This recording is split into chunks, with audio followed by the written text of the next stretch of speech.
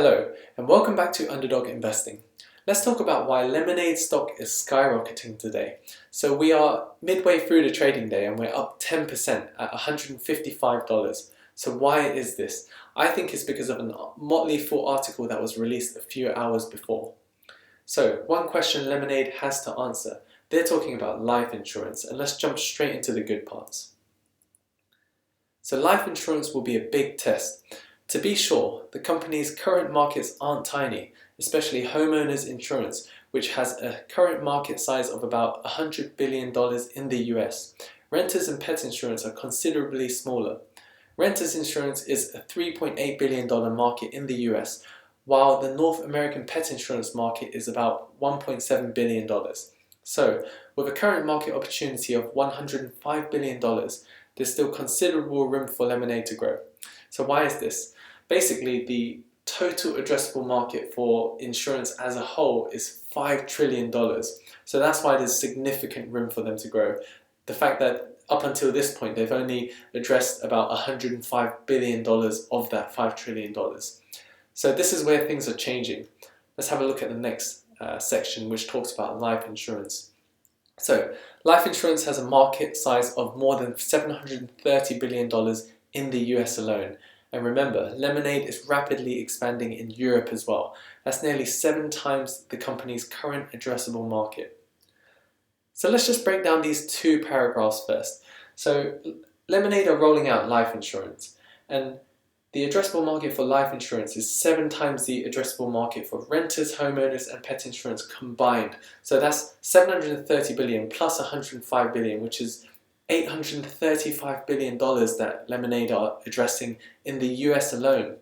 And let's not forget the fact that they are aggressively expanding into the European markets, which takes that addressable market up to, I would say, about $1 trillion. Okay, so that means a company like Lemonade, which has literally just started in 2016, so it's only been just about 5 years, and they've literally penetrated 20% or 1/5 of the insurance market entirely. So that's extremely impressive by itself. But what's even more impressive is the fact that they've still got $4 trillion of penetration left in terms of market to disrupt.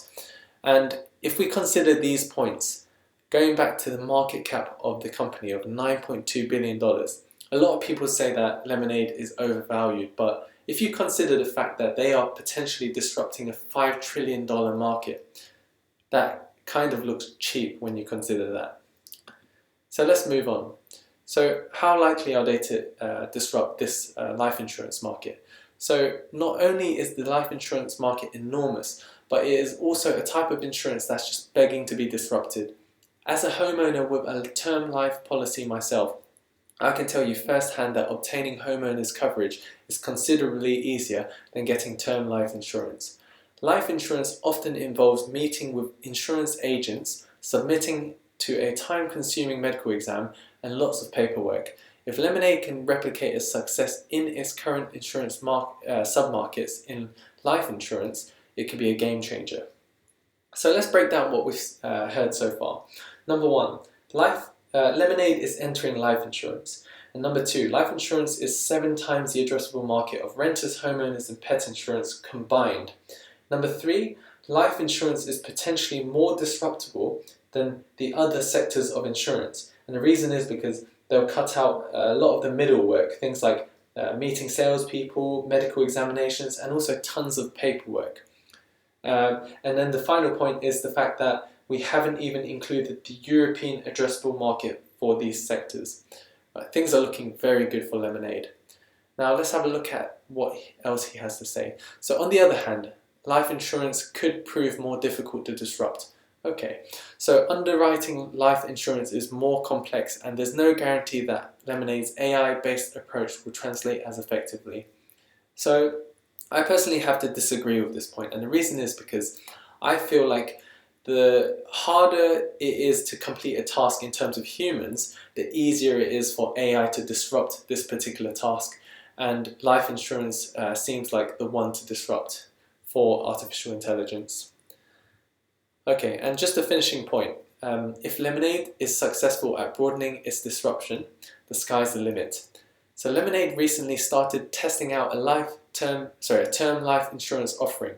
You can now get a quote on Lemonade's website. So we should start to get a little more clarity on how things are going in the coming quarters. The company has hinted that it ultimately wants to pursue other types of insurance, such as auto, in the future. So if we start to see positive life insurance results, it will be much more plausible for Lemonade to eventually grow into a one-stop insurance shop that eliminates most of the traditional pain points of buying insurance. Okay, so just to finish it off, it sounds like Lemonade's vision is huge. Okay, so that's what we want to see as investors. They want to disrupt insurance the same way that companies like Amazon disrupted shopping or YouTube and Netflix disrupted TV. So that's the end of the video. Like and subscribe, and I'll see you in the next one. Thank you.